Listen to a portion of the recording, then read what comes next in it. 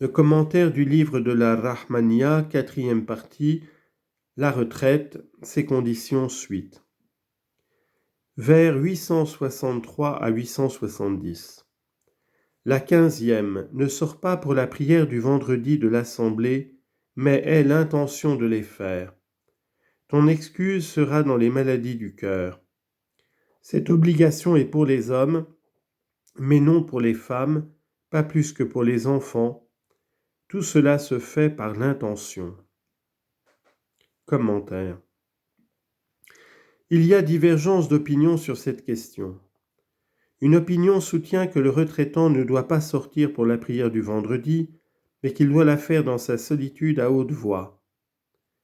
Il ne doit pas sortir pour la prière de l'Assemblée.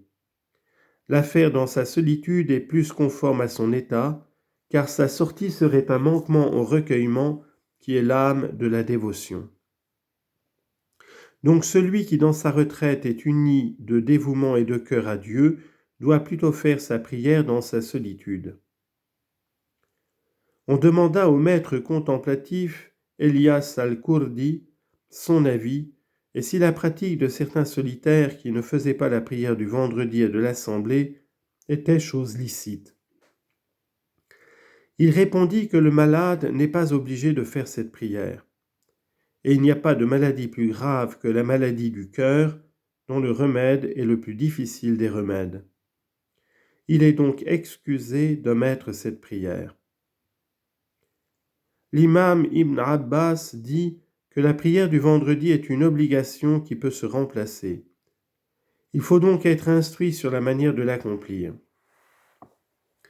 Notre auteur se rallie à l'opinion de Ibn Abbas, aussi est-il bref dans son explication.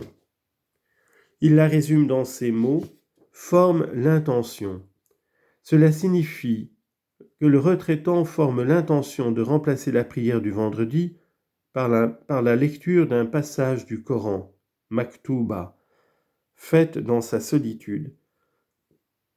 Il a pour excuse la maladie de son cœur et les infirmités de son âme, qui sont les plus graves, par le mal qu'elles causent et le danger qu'elles font courir.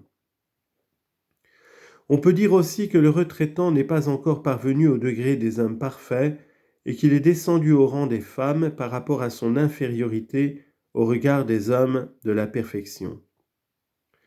Cet état peut s'expliquer par la parole du prophète que l'on rapporte « Le vendredi est obligatoire, sauf pour la femme et l'enfant quant à la prière, ainsi que pour le malade. » On peut dire aussi que le retraitant est encore un enfant par la raison et qui n'est pas encore parvenu au rang des hommes, même pas par la possession de quelques-uns des degrés des hommes progressants dont l'étendue n'a pas de limite ni de terme. Une autre raison, c'est que les maîtres de la vie spirituelle ne comptent l'âge des aspirants que du jour de leur sortie de leur marche vers la perfection, parce qu'avant cette date, ils sont considérés comme n'étant rien. On raconte qu'un maître contemplatif n'allait pas faire la prière du vendredi lorsqu'il savait devoir rencontrer sur son passage des actions mauvaises qu'il ne pouvait changer. Un autre n'allait pas à la prière de l'assemblée à cause de la puanteur qu'il sentait s'exhaler des cœurs de ceux qui priaient, à la suite des impuretés des maladies du cœur qu'il ressentait, maladies dont ne sont pas encore guéris les hommes bons et justes. L'imam Malik, à la fin de sa vie, n'allait pas à la prière de l'assemblée. Interrogé sur ce point, il répondit « On ne peut découvrir tout ce que l'on sait. Les actions n'ont de valeur que par leurs intentions. C'est ce que l'auteur explique par ces mots, tout cela se fait par l'intention. » Une autre opinion prétend que le retraitant est obligé d'aller à la prière du vendredi et de l'assemblée, surtout lorsqu'il se trouve dans la mosquée où il fait sa retraite, ou bien lorsque son shir lui en donne l'exemple en sortant de sa retraite pour aller prier. Il s'autorise de cet exemple. Vers 871 à 874.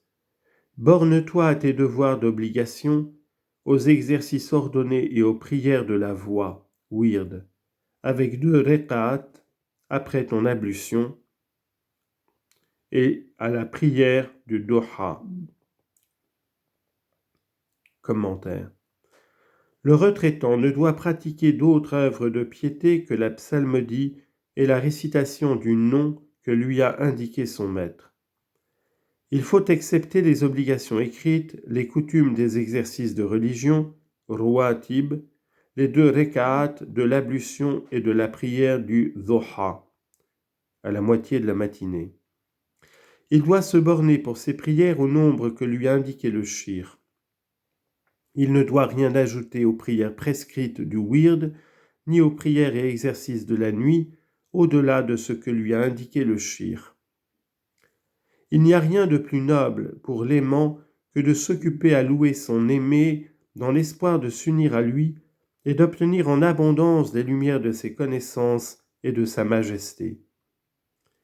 Pour cela, il se plonge à tout moment dans sa louange jusqu'à ce que cesse le bruit de la langue et qu'il ne reste que la figure des paroles dans le cœur. Il continue ensuite à prier jusqu'à ce que s'effacent du cœur les lettres des paroles. Leur image même au point qu'il ne reste plus que le sens des paroles, leur réalité, et qu'il croit. Les mots prière du Duha sont suivis de l'interjection ya, dont le complément est sous-entendu. Ce complément, où le nom de l'appelé est le retraitant, et le sens est ô retraitant auquel il s'adresse.